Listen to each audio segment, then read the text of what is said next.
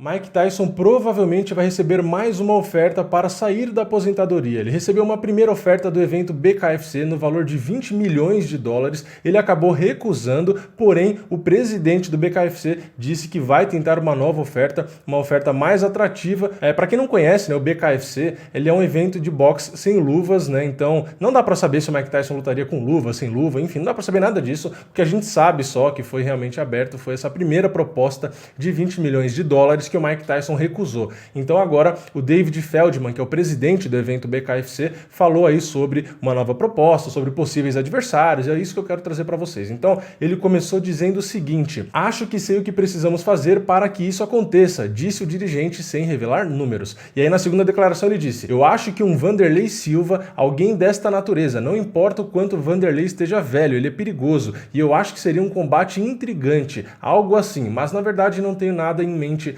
agora. Além do nome do Vanderlei Silva, ainda tem na notícia o nome do Tito Ortiz, do Kem Shamrock, que são caras mais da antiga aí, que seria algo compatível com o Mike Tyson, porque também não dá para pegar os caras de 22, 25 anos, né, de hoje para enfrentar o Mike Tyson, apesar de que o Mike Tyson às vezes poderia até vencer nomes mais novos, mas enfim, seria o mais justo colocar coisas compatíveis, né? E tem ainda uma última declaração onde ele disse o seguinte: primeiro quero ver se conseguimos fazer essa história do Mike acontecer e depois vamos começar a falar de adversários. Ainda não fomos bem sucedidos em fazer essa história do Mike acontecer, mas acho que a porta ainda não está fechada. Ele disse não imediatamente, mas acho que há uma chance. Bom, então tá aí o presidente do BKFC confiante que ele pode fazer propostas ainda melhores e mais atraentes para o Mike Tyson, para realmente fazer com que o Mike Tyson saia da aposentadoria e faça uma luta. Como eu disse no começo do vídeo, é difícil a gente saber se seria uma luta no estilo BKFC mesmo, sem luva ali e tal, só com atadura na mão, ou se seria um estilo de boxe mesmo, né, realmente com luva e etc. Enfim, não dá para saber, afinal de contas, nem a proposta em si a gente sabe, mas a gente sabe só desse rumor, não tem muitos detalhes. Mas enfim, vamos ficar de olho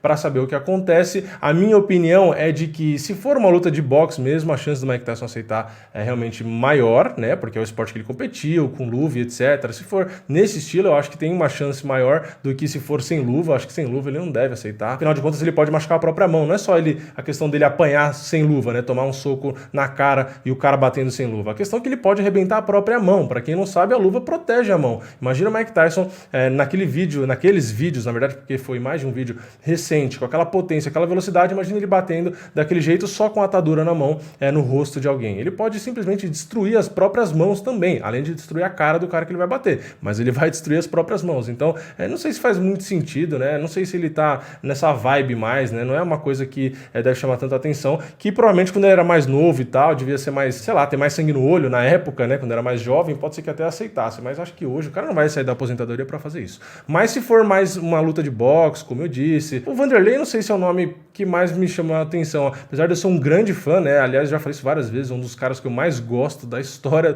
do MMA é o Vanderlei Silva, mas eu não sei mais se ele tá nessa vibe. As últimas lutas dele já não tinha muito ritmo, já não tinha tanto queixo também, então ele não é só boxe, né? Ele tem outras coisas, mas só pro boxe eu não sei também se seria legal. Eu acho que tem outros nomes que seriam desafios maiores pro Mike Tyson, tal, que seriam mais legais, eu acho, né? Mas enfim, vamos ficar de olho, não tem nada certo, então não adianta também ficar especulando demais. Vamos para a próxima notícia, que é sobre Conor McGregor, porque ele foi nas redes sociais dele e acabou ali fazendo uma série de postagens falando sobre quem seria para ele o melhor lutador da história de MMA, o segundo, o terceiro, enfim, elegeu ali o ranking dele segundo os critérios dele, e eu quero trazer aqui para vocês exatamente o que ele disse, e aí eu vou dar a minha opinião, e eu quero saber a opinião de vocês aqui nos comentários, né? Eu já tô segurando o riso aqui porque realmente ele não tem muita noção, né? Porque o cara pode ter noção para fazer dinheiro e noção para lutar. Agora, no que ele falou aqui, desculpa, mas não tem como eu não achar graça. Mas você pode concordar com ele, claro, mas eu continuo achando engraçado, né? Mas enfim, vamos para as declarações. Ele começou dizendo o seguinte, né? A leva de nocautes, passando por duas categorias, com status de campeão em uma delas, fazem de Anderson Silva o número 1, o melhor de todos os tempos do MMA. Meus nocautes por 3 divisões, com status de campeão em 2, me colocam colocam em segundo lugar, se não for empatado em primeiro. No entanto, ainda estou ativo. O número 1 é totalmente garantido até o fim da carreira, facilmente. Calma, não infarta agora que ainda tem mais coisa. Ele continua. Anderson está claramente no número 1. Tem mais nocautes plásticos no currículo. Chute frontal na cara, cotovelada de baixo para cima, joelhadas no rosto. É uma longa lista de cair o queixo. Anderson e eu temos os desfechos de luta mais emocionantes e importantes do esporte. E eu só estou aquecendo. Bom, esse trecho da declaração eu acho que é o que eu mais concordo, eu acho, né? A gente vai ver o resto aqui, porque realmente falar que o Anderson pode ser o número 1, na verdade ele disse claramente. Claramente eu já não concordo muito, mas beleza, dá pra cogitar o Anderson melhor da história e tal, isso é totalmente compreensível, né? Tudo bem que eu sempre falo que é questão de opinião, mas tem algumas opiniões que não fazem sentido. Ninguém pode falar, por exemplo, que o Artem Lobov é o melhor da história. Beleza, vai falar, é questão de opinião, eu posso achar o Artem Lobov. Pode, mas eu também tenho o direito de achar a sua opinião escrota e engraçada, né? Então, assim, o Anderson ser o número 1 ou não, beleza. O Anderson ter nocautes plásticos no currículo e tal, concordo com o McGregor. O próprio McGregor ter os nocautes, os desfechos de luta mais emocionantes e tal, também dá pra concordar. Então, até aí, assim, foi menos pior do que a primeira declaração, né? Mas vamos para as próximas que ainda tem mais. George St. Pierre fica em terceiro lugar, muito menos nocautes, mas campeão em 2 divisões. Ele está muito atrás, George St. Pierre, muito atrás de Conor McGregor. Mas calma, vamos lá, eu vou conseguir terminar de ler. Motivos: deixou o peso meio médio após muitos danos sofridos e uma decisão contestável. Nunca atraiu sucessores na categoria. Evitou lutar com Anderson Silva. Só subiu de categoria quando o lutador de um olho só, Michael Bisping, foi campeão. Jogou de forma segura. Bom, eu concordo em partes. Eu concordo que o George St. Pierre realmente não quis lutar com o Anderson Silva porque sabia que não era uma boa ideia. Eu concordo que ele só quis voltar quando era o Michael Bisping o campeão porque era um cara mais fácil dele vencer. Isso tudo eu concordo. Agora, você pegar tudo isso para justificar que o Conor McGregor é melhor que o George St. Pierre, aí você tá forçando a barra demais, né? Porque quantas vezes o McGregor defendeu o cinturão? Né? Então, assim, é totalmente desbalanceada essa comparação, né? Porque você disse que o cara escolheu lutar com o Michael Bisping ou que o cara teve uma decisão contestável na última luta, isso tira todo o resto da carreira, todas as defesas do cara, toda a qualidade que ele tem como lutador, e você coloca o McGregor em cima, assim, e a derrota que o McGregor teve pro Nate Diaz, e a derrota que ele teve pro Khabib, tipo, é muito sem noção, é muita coisa que não dá pra entender o que passa na cabeça do cara. Mas calma que ainda tem a última parte da declaração. Eu espero que você esteja vivo ainda assistindo esse vídeo, né? Vamos para a próxima e última parte. Ele começou dizendo o seguinte: Jones é o quarto, talvez empatado em terceiro. Ele tem mais nocautes que George St. Pierre. Ainda está em atividade, porém campeão só de uma divisão. Motivo: várias performances sem brilho decididas pelos jurados e vitórias questionáveis por pontos. Tentativa de entrar em segurança no peso pesado, entrando e evitando o campeão. Não mencionei os dopings de vários lutadores, mesmo que isso me tornasse claramente o número 1, além de continuar em atividade.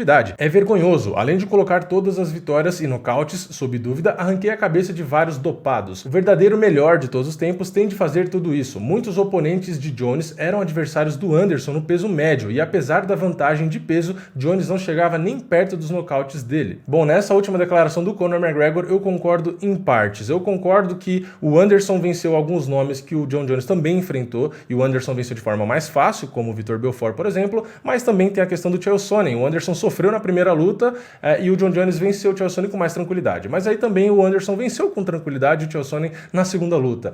Tem a questão do Stephan Bonnar. O Anderson venceu muito fácil o Stephan Bonnar e o John Jones não conseguiu vencer daquela forma. Então tem algumas coisas aqui que até dá para entender. Tem a questão também das decisões polêmicas. O John Jones realmente venceu algumas decisões nas lutas recentes, né? Marreta, Dominic Reyes, que realmente foi difícil de entender e tal. Mas é o mesmo caso do George St. Pierre. Não é porque tem uma ou outra coisa que você consegue dizer ali, o cara não foi tão bem aqui, ou ele ganhou essa luta, mas na decisão não necessariamente seria esse o resultado. Não dá pra pegar esses micropontos de toda a carreira, de todas as defesas que o cara fez e simplesmente tirar tudo o mérito disso e falar que o cara tá abaixo de você, simplesmente porque o McGregor venceu um cara ou outro. O McGregor conquistou o cinturão, mas não defendeu. O McGregor tem derrotas. E outra coisa, onde entra, por exemplo, o Khabib Nurmagomedov nessa história? O cara tá invicto até hoje, o cara é campeão da categoria, venceu o próprio McGregor, entre outros caras que ele venceu de nível ali, e não tá ali. O Henry Cejudo, se for contar por quantidade de categorias, Henry Cejudo foi campeão em 2 categorias categorias, defendeu também. Onde entra Amanda Nunes, que também foi campeã em mais de uma categoria e também defendeu o cinturão. Então, assim, se for para seguir essa regra que ele colocou de campeão em várias categorias, nocautes e defesas, Amanda Nunes teria que entrar, por exemplo. Né? Agora, se não entra isso, se entra a dominância, tem muitos outros caras que foram mais dominantes. Então, assim, na própria lógica do McGregor, ele já não estaria incluso, na minha opinião, né? A não ser por nocautes bonitos e tal, mas se for falar de defesa e etc., ele já não entra. E se não for no raciocínio lógico dele, se for no raciocínio lógico de quem tem um pouco mais de lógica que ele, também não faz o menor sentido. Então, por isso que eu falei que é engraçado, porque pra mim, tudo que ele disse aqui, tudo não, né? Porque alguns pontos específicos eu disse que eu concordo, mas quase tudo que ele disse é bizarro, não tem o menor sentido. Vocês concordam, sério, que o John Jones seria o quarto, muito distante do McGregor, que seria, segundo ele, o segundo, mas quase primeiro? Vocês concordam com o McGregor que ele está acima de George St. Pierre, John Jones e que está quase empatado e que no final da carreira vai passar Anderson Silva? Isso foi o resumo do que ele disse. Vocês concordam? Deixe o comentário de vocês aqui embaixo. Eu, sinceramente, não concordo. Para mim, John Jones, George St. Pierre e Anderson Silva, todos estão à frente do McGregor e com uma boa vantagem. Mas, enfim, eu quero saber a opinião de vocês, como eu disse. Comenta aqui embaixo, não esquece de deixar o seu like nesse vídeo, de se inscrever, ativar o sininho e eu vejo vocês na próxima. É nóis, valeu, falou!